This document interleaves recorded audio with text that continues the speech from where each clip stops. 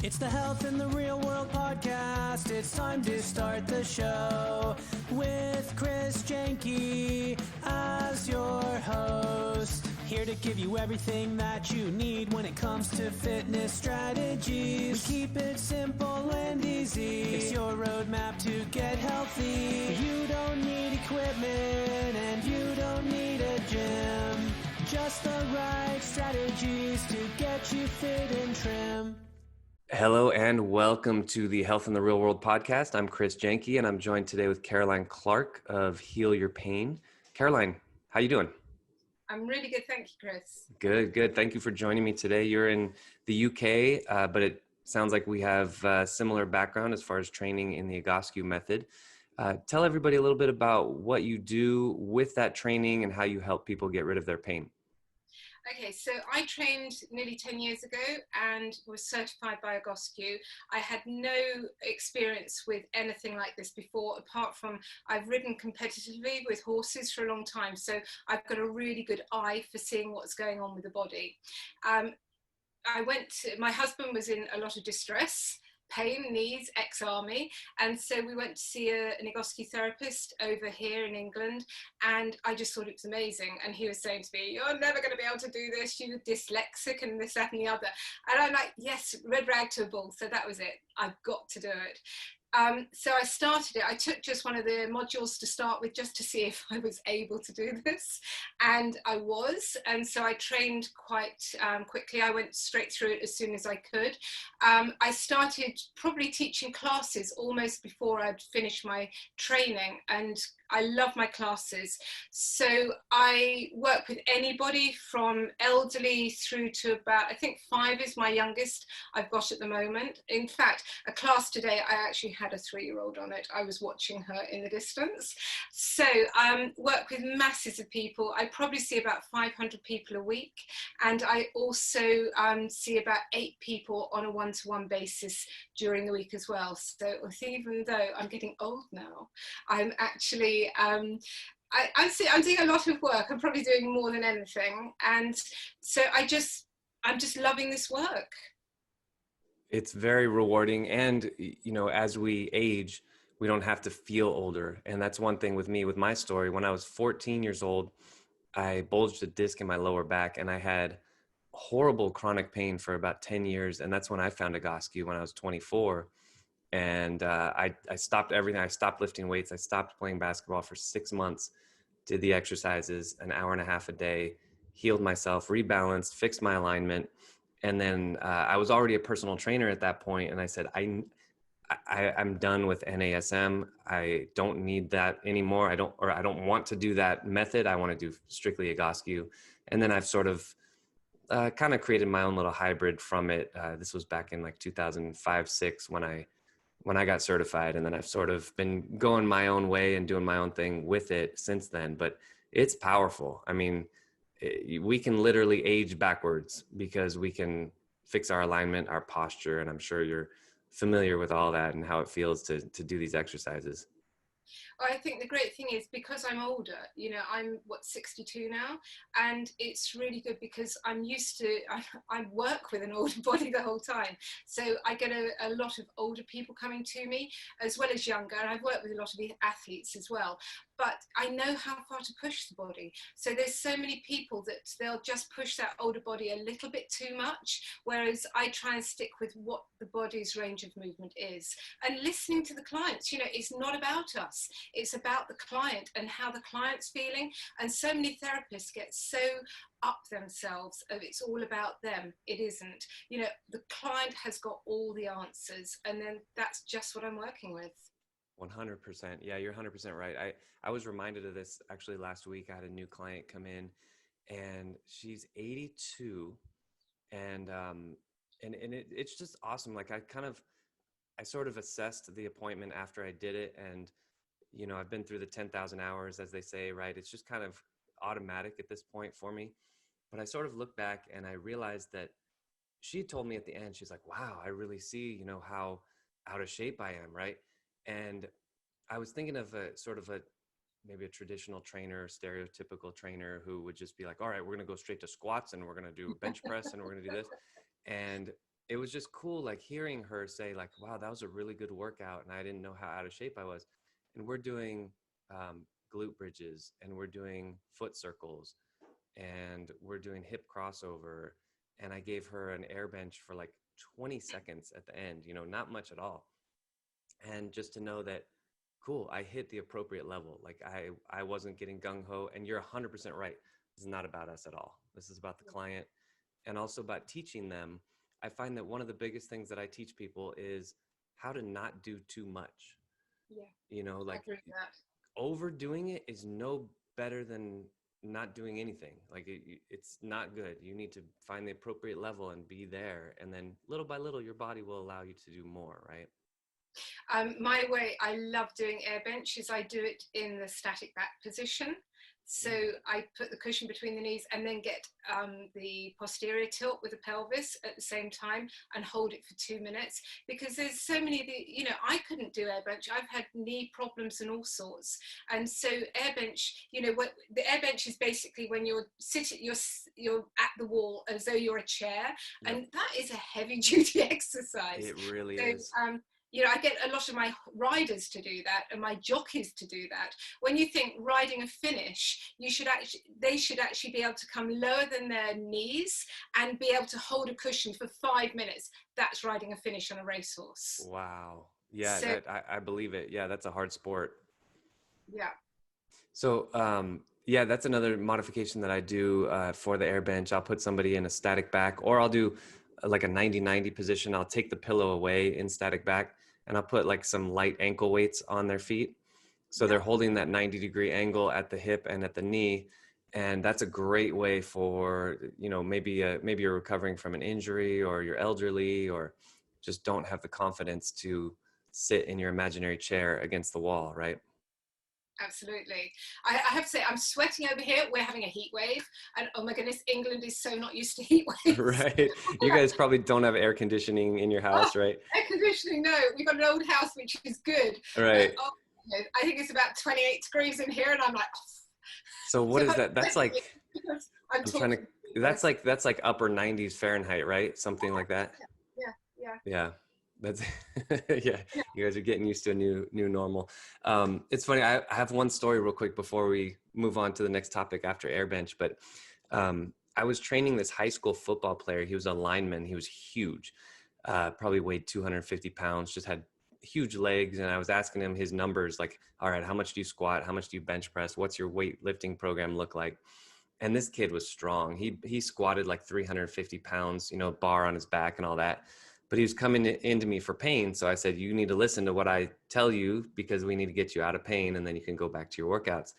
So I was giving him a workout, and the last exercise they gave him was an air bench. And again, there's no weight. There's just you and the wall. And this kid who can squat 350 pounds could only do like a 30-second air bench. And he was dying. He's like, oh my God, that's so hard. And I'm like, hold on. Your quads are probably incredibly strong. How can you not do this?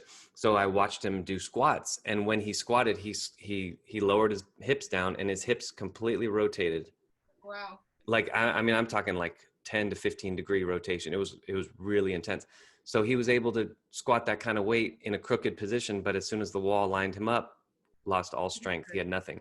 So that was pretty incredible. And I talk about that in one of my YouTube videos about why I literally think air bench is the best quad strengthening exercise. And it does more than just strengthen the quads, but it's a great exercise. That's amazing. But it goes back to, you know, it's no good training, and you can do all the work in a gym that you want to do, but if your body's out of alignment, you're actually strengthening the compensations. It's just not good news. This is like so bouncing off each other. We've been trained the same way. I know, exactly. You've been doing this for a while as well. You said about 10 years or more. Yeah. You know, it's interesting. I grew up, so the kind of the start of all my injuries, I think, was I cut open my knee playing soccer. Like, I landed on a rock, and I had to keep my knee straight for 2 weeks because the stitches would pop if I bent my knee. So I had it was like a brace to prevent me from bending my knee, and my limp was really exaggerated. And I think it was only like 2 or 3 weeks after I got that off where I hurt my back, because my hips, my pelvis had shifted so much, my lower back was compensating. And in addition to that, I was lifting weights. I started lifting weights as a 14-year-old, not really knowing what I was doing, not knowing how to balance the body. You know, like the traditional weightlifting split, they call it, is, oh, well, on one day you do all your push exercises and on the next day you do all your pull exercises, which sounds great in theory, but it's a very surface level way of looking at the body. When you go a little bit deeper into the three planes of motion and the different ways that our body can move, the flexion, extension, and then you analyze how you're walking and seeing if you're bilateral with all your movements and things like that. I've changed the way that I lift weights now. I've almost taken the posture exercises and sort of started to embellish them. So, right, like pullovers, for example, right? You do pullovers and you do enough pullovers and you can do them in your sleep. Well, then, okay, cool. We can add a weight to that. I can lift 5 pounds over my head. And then when that gets easy, maybe I can go to 8 pounds. But what do you say to people as far as, like, let's say they do come to you and they say, you know, this is great, Caroline, this is fantastic. I'd love to heal my pain. Like, I want to get rid of this back pain, but I have a stomach here and I'm fat and I'm, you know, like, I want to get fit. Cause I think they say like 80% of the people who hire a trainer are doing so because they want to lose weight. So how do you talk to that person about their goals and their perspective and maybe how you can help them? I had a gentleman I was working with the other day who, in a lot of pain. He's in his late 60s, quite overweight, but not, you know, not too bad. But he was probably carrying about 2 or 3 stone more than he should have done, and I didn't go into the weight on the first one because I think everybody's been going into the weight with him, and he was just, you know, if I mentioned weight, there would have been a blank face would have come up and he would have stopped talking to me. So I was talking about other things and working, and you know, my big thing is, yes, we do need to be in condition. Not everyone's weight's going to be ideal, and I think as you get older it's really hard to lose weight, but I actually waited till the 3rd time, and he was getting better because a lot of his exercises I was doing from on the ground, so that we weren't weight bearing when we were doing the exercises. And then as we were doing that, he was getting less and less pain. So we were getting that motion going straight away. And then on his 3rd time he actually saw me, I said to him, do you know what? It's something I haven't mentioned, but you could really do with just losing a little bit. And he went, oh, I wondered when you were going to come out with that. And I said, you know, if you think every pound you're overweight is 4 pounds on a joint. So, you know, you're looking at, we've done loads of exercises. You can actually roll over in bed now without being in pain. You can get out of bed without even in pain. And you can get off the floor and get onto the floor. So this is really good. But now we need to do some standing and exercises, because when you get into the standing, as you know, this is like grandmother sucking eggs here. You know all about this. So, you know, as soon as you get into standing, when you've got gravity involved as well, your body is going to, muscle memory is going to be far greater. So I do like to get my clients standing up. I must say, when I'm teaching classes, I do a lot of my classes with people lying on the ground, because they can't be out of alignment when they're on the ground. Exactly. You cannot be compensating. So if I've got, you know, I can have anything between 25 and I think 65 in a class. And Wow. the big thing I do is I never mute the class. I want feedback. So I always log on half an hour early, and I have to say, I hate people that say, your host will be with you in a moment. So I always log on half an hour early, so that I know exactly what's happening in my class and how my class are feeling, what's going on with them. And then I never plan a class until they're there. And then I never know what exercise I'm going to do as the next exercise, because I don't know how the last one has worked with everybody else. And then we go like this, and it's fantastic. So yeah, weight can be a problem, but also people can get really upset with weight. And I was talking to a client the other day, and after she said to me, oh, I was standing in the post office and my knees were really hurting, and I'm thinking in my back of my head, you need to lose weight. And I actually said to her, well, do you know what, probably if you lost a little bit of weight would really help. Oh my God, she didn't want to talk to me again. I had an email, you have really upset me now. And so that took a lot of getting back, because it's something that was really, she's struggled with her weight all her life. And it's, you know, it's some people you're just never going to help that way. Right. And also, you know, one of many reasons why people maybe don't move as much as they should to lose the weight is maybe because when they do move, it hurts, right? So you just, get rid of their knee pain, and now all of a sudden they want to go for a walk. They want to go on those bike rides, and then naturally the body will just kind of sit at a healthier weight anyway. I'm reminded of one of my clients who he probably started with me like 3 or 4 years ago. I think he's in his mid 60s, and he was overweight and had knee pain. And I told him day one, I said, look, I want you to enjoy this. So don't really think about the weight right now. Just take these classes and let's get rid of your knee pain, and then we'll talk. Because he and I both agreed. I said, okay, we're going to try to do both goals. We're going to try to get rid of your knee pain and help you lose weight. But if you could only have one, let's just say you could only have one and not the other, which one would you actually rather have? He said, oh, absolutely. I'd rather get rid of my knee pain and stay overweight. I don't care. So it was interesting. A couple months ago, he mentioned to me, he said, hey, Chris, I just want to tell you that I'm at the leanest I've been since college. And I asked him, I said, well, how did you do that? Because I never even talked to you about your weight. All you do is come to these stretching classes, as you guys call them. And so what'd you do? He's like, oh, I just ate less. And I'm like, okay, well, let's write a book about that one. Like there's all these fad diets and stuff. And it's like, it's really simple. Like balance your body, feel good so that you do it again. You move again, he comes to 3 classes a week, and he just started eating just a little bit less. And in a couple of years, he got down to college weight. So, and that's phenomenal that you do. Oh, this is one thing I wanted to say. The fact that you do that makes me feel much better, because that you don't script the classes in advance, that you don't mute people. That is phenomenal. I do the same thing. I will not mute someone unless the dog is barking incessantly in the background. And I'm like, and then I'll mute them and I'll say, I'm so sorry I muted you. I just couldn't even hear myself speak. And then they'll come off of mute when they're ready. But it's 100%, like you need to know where they're coming from to get to the next exercise. So what are some of the questions that you ask your clients during this exercise to know what to give them next exercise? Well, I probably know most of the clients. If I've got a new client, then I'm always checking in with them the whole time. So we call aches and pains snicky in Devon. So we've got a snicky back. We don't talk about pain. We've got snicks.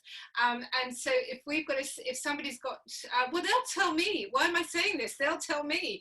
We'll be chatting away. And there's probably some modifications I've made on exercises, and there's one which I love, which I call chair frog, which you've got the soles of your feet together and you've got your legs out, so you're on a block or a chair at the same time. And then I do loads of arm exercises with this, so we can get the pelvis rammed into the ground so it can't move, and then we can actually start stretching the back.